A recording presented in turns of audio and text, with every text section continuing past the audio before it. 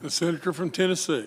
Thank you, Mr. President. Every day, our nation's ICE officers are putting their lives on the line to get criminal, illegal aliens out of the communities.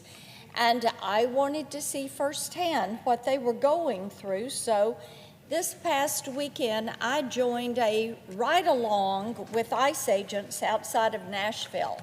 Until you're actually on the ground, you do not appreciate the amount of work that goes into their operations.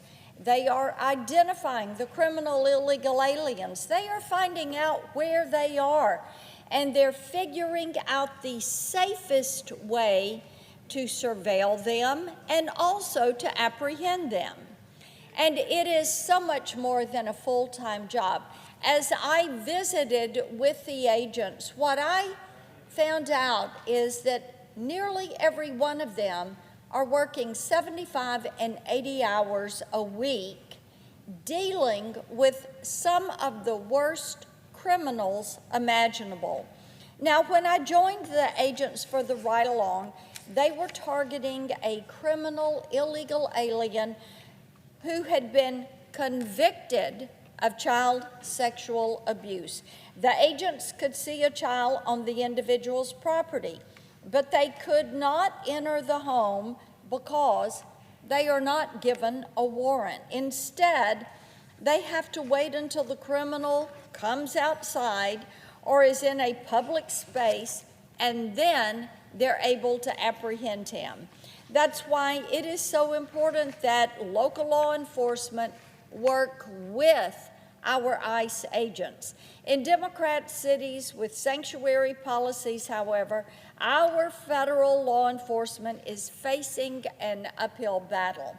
Recently, amid violent anti-ICE riots in Los Angeles, a mob surrounded ICE agents who had taken an illegal alien into custody.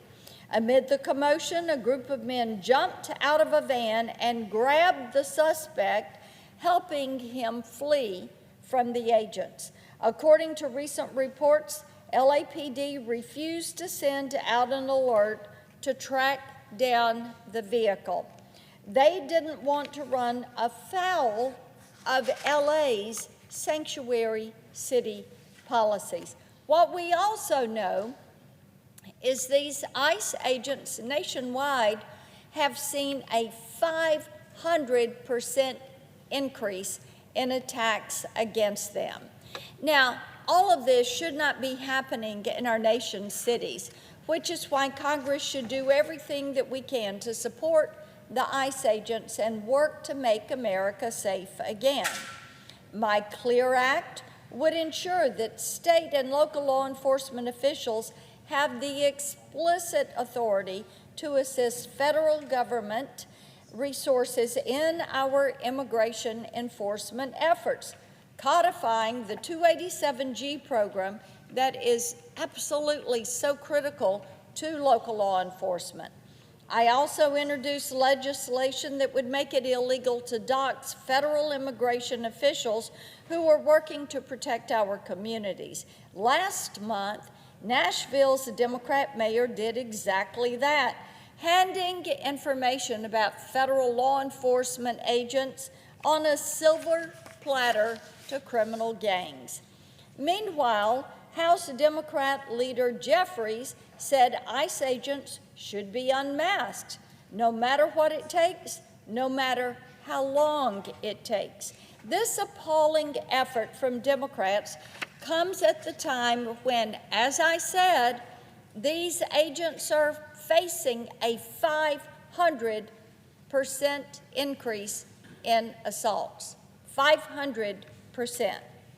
Just last week, a criminal illegal alien in Minnesota used his car to drag an ICE officer 50 yards while that criminal was trying to evade arrest.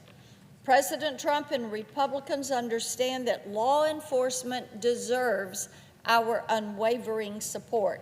That's why we're going to do what it takes to help them. Mr. President, I ask unanimous consent that the next portion of my remarks be placed separately in the record. Without objection. Thank you, Mr. President. This weekend, the U.S. military did something absolutely incredible. With Operation Midnight Hammer, the United States of America wiped out Iran's nuclear program. For years, the Islamic Republic has unleashed chaos across the Middle East with terrorism, murder, and violence. All the while, they worked to develop nuclear weapons while they were chanting, "Death to Israel and death to America." Now, under President Trump's decisive leadership, that threat is eliminated, thanks to the bravery, valor, and unmatched capability of the U.S. military. It is hard not to be in awe when you read the details of the operation. Departing from Whiteman Air Force Base in Missouri, our service members flew 7 B-2 Spirit bombers for 18 hours to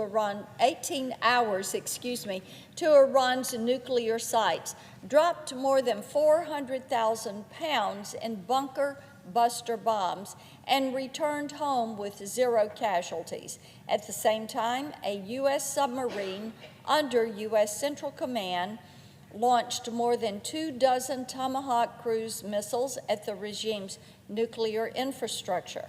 Supporting the operation were more than 125 aircraft, including dozens of aerial refueling tankers. Make no mistake, we have the only military on the planet that could get this job done.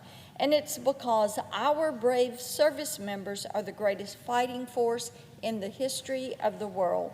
Every single American should be grateful for the men and women who carried out Operation Midnight Hammer. Because of their efforts, a ceasefire has already been reached between Israel and a much weaker Iran. This is what peace through strength looks like, and only the U.S. military under President Trump's leadership could accomplish this feat.